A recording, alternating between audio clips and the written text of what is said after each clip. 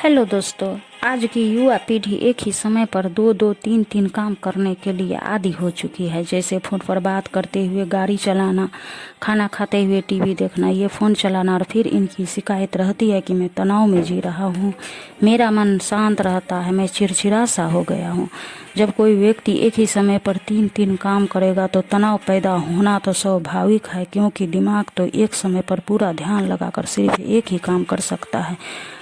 पूर्ण रूप से एक ही समय पर दो कामों पर ध्यान कभी नहीं लग सकता। इसीलिए जहाँ तक संभव हो सके एक समय पर सिर्फ एक ही काम करने का प्रयास करें, वो भी पूरे ध्यान के साथ। दोस्तों, आज मैं आप सबको एक यही बात पर एक स्टोरी सुनाने जा रही हूँ। बात उन दिनों की है जब बुद्ध मरवन में अपना समय व्यतीत कर रहे थे। इस समय तक बुद्ध की प्रसिद्धि दूर दूर तक फैल चुकी थी। बहुत दूर दूर से लोग अपनी चिंता और परेशानियों का समाधान खोजने के लिए पास उनके आते थे। ऐसे ही एक दिन जब बुद्ध मरवन में अपने शिष्यों को प्रवचन दे रहे थे तो एक अधेड़ उम्र का व्यक्ति 20-21 वर्ष के पुत्र को अपने साथ लिए बुद्ध की तरफ चला आ रहा था। जब यह प्रवचन स्थल के पास पहुंच गए तो एक नज़र उन पर डाली और इशारे से बैठने के लिए कहा। जब प्रवचन समाप्त हो गया और सभी लोग वहां से चले गए तो बुद्ध ने उस व्यक्ति को अपने पास बुलाया और बैठने के लिए कहा। वहां चारों तरफ हरियाली छाई हुई थी, मौसम बहुत सुहाना था और तरह तरह के पक्षियों की आवाज़ें गूंज रही थी। ऐसा नज़ारा देखकर उस व्यक्ति को अंदर से असीम शांति महसूस हो रही थी। इसके बाद बुद्ध ने उस व्यक्ति से आने का कारण पूछा तो उस व्यक्ति ने कहा कि तथागत, मैं 2 दिन की लंबी यात्रा करके अपने पुत्र को आपके पास लाया हूँ। ये मेरा इकलौता पुत्र है और ये हर समय थका थका सा रहता है। ऐसा लगता है जैसे इसके अंदर कोई जान ही नहीं है, कोई प्राण ही नहीं है। इसका स्वभाव भी काफ़ी चिड़चिड़ा हो गया है।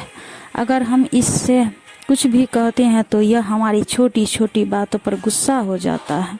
इसके देखने की क्षमता भी उम्र से पहले ही कमज़ोर हो गई है और इसके बाल भी सफ़ेद पड़ने लगे हैं। इतनी कम उम्र में इतनी बड़ी उम्र का लगना, मुझे तो कुछ समझ नहीं आ रहा किसके साथ हुआ क्या है, क्या रहा तथागत। मैं अपने पुत्र को स्वास्थ्य को लेकर बहुत चिंतित हूँ। जब मैं अपने पुत्र को वैद्य जी के पास लेकर गया तो उन्होंने कुछ औषधि दी और कहा अपने पुत्र को तनाव कम करने के लिए कहो। वो अपने दिमाग में बहुत अधिक तनाव लेता है, इसीलिए उसकी ऐसी हालत हो गई है। लेकिन मुझे उनके बहुत समझाने के बाद भी तनाव का मतलब समझ नहीं आया। मुझे नहीं पता कि तनाव होता क्या है, यह किन कारणों से होता है और उसे कैसे अपने पुत्र के दिमाग से निकालूं। लेकिन मुझे सबसे पहले ये समझना है कि तनाव होता क्या है। इसीलिए तथागत, अब मैं आपके पास आया हूँ। कृपया आप मेरी समस्या का समाधान कीजिए। यह सुन बुद्ध उसके पुत्र को बड़े ध्यान से देखते हैं, उसके चेहरे को देखते हैं, उसके आँखों को देखते हैं, फिर उसके हाथों को, नब्ज को भी देखते हैं।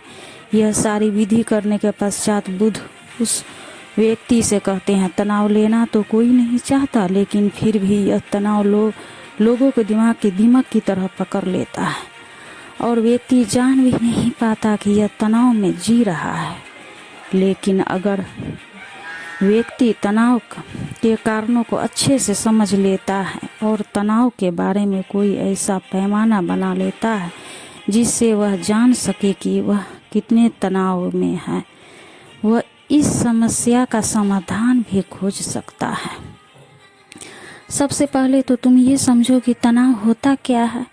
जब भी व्यक्ति कोई काम कर रहा होता है लेकिन उसका मन कहीं दूर भटक रहा होता है, कल्पनाओं में होता है, उसके शरीर और मन के बीच एक दूरी पैदा हो जाती है। यह दूरी जितनी अधिक होगी व्यक्ति उतनी ही ज़्यादा बेहोशी की अवस्था में होता है और शरीर व मन के बीच इसी दूरी, इसी खिंचाव का तनाव कहा जाता है। आखिर कोई पसंदीदा खेल खेलने के बाद व्यक्ति चुस्ती और प्रसन्नता से क्यों भर जाता है, जबकि उसने तो अपने शरीर को थकाया है। लेकिन समझने वाली बात यह है कि खेलते समय मन और शरीर एक साथ पूरी तरह से उस खेल में केंद्रित होते हैं, जिससे शरीर और मन के बीच दूरी पैदा नहीं होती और कोई तनाव पैदा नहीं होता। और अगर दिमाग में कोई तनाव था भी तो वह भी दूर हो जाता है। लेकिन इसके विपरीत जब हम कोई ऐसा काम करते हैं जो हमें पसंद नहीं है तो हमारा ससुर तो उस काम को कर रहा होता है, लेकिन हमारा मन कहीं दूर कल्पनाओं में भटक रहा होता है, जिससे शरीर और मन के बीच एक दूरी पैदा हो गई और तनाव में जन्म ले लिया। इसीलिए व्यक्ति को एक समय पर सिर्फ एक ही काम करना चाहिए और अपने मन की सारी शक्ति उसे एक काम पर लगा देनी चाहिए, जिससे व्यक्ति के अंदर तनाव पैदा ही ना हो। इसके बाद बुद्ध ने कहा, तनाव पैदा होने के मुख्य 8 कारण होते हैं। जिससे इन कारणों को समझ लिया वो जीवन भर तनाव मुक्त रह सकता है। मुख्य कारणों से सबसे पहला कारण है अति महत्वाकांक्षी होना। महत्वाकांक्षी होना अच्छी बात है, लेकिन क्या कभी आपने इस बात पर ध्यान दिया है कि इंसान के लक्ष्य कभी पूरी ही नहीं होते। उसका एक लक्ष्य पूरा हुआ ही नहीं, वह दूसरी तरफ भागने लगता है। दूसरा पूरा हुआ तो तीसरे की तरफ, और इसी तरीके से वो अपने लक्ष्य को पाने के लिए जिंदगी भर गोल गोल घूमता रहता है। इसीलिए जो व्यक्ति अति महत्वाकांक्षी होता है, जिसने बड़े बड़े लक्ष्य बनाए होते हैं, वह वर्तमान में कभी नहीं पाता। उसका मन सदैव भविष्य की योजनाएं बनने में ही व्यस्त रहता है। उसका शरीर तो वर्तमान में रहता है, लेकिन भविष्य में ही रहता है, जिसमें मन और शरीर के बीच दूरी पैदा हो जाती है और वह तनाव भरी जिंदगी जीने लगता है। बुद्ध के मुंह से यह बात सुन उस लड़के ने कहा, बुद्ध, तो फिर इसका मतलब है कि हमें लक्ष्य नहीं बनाना चाहिए, क्योंकि लक्ष्य बनाना भी तो महत्वाकांक्षी है। इस पर बुद्ध ने कहा, जीवन में लक्ष्य बनाना कोई गलत बात नहीं है, लेकिन समस्या तब उत्पन्न होती है जब वो अपना पूरा ध्यान उस लक्ष्य से मिलने वाले परिणाम पर ही लगा देते हैं और उसके परिणाम की चिंता करते रहते हैं। व्यक्ति को वर्तमान में जीना आना चाहिए। आप लक्ष्य बनाइए और उस लक्ष्य की प्राप्ति के लिए कड़ी मेहनत करिए, लेकिन साथ ही साथ आपको इस बात का भी ज्ञान होना चाहिए कि आप अभी वर्तमान में जी रहे हैं और वर्तमान ही सत्य है। बुद्ध ने आगे कहा, तनाव का दूसरा सबसे बड़ा कारण है ईर्ष्या। जब व्यक्ति ईर्ष्या और जलन से भर जाता है तो उसका मन अंदर से सड़ने लगता है। ईर्ष्या एक आंतरिक घाव है।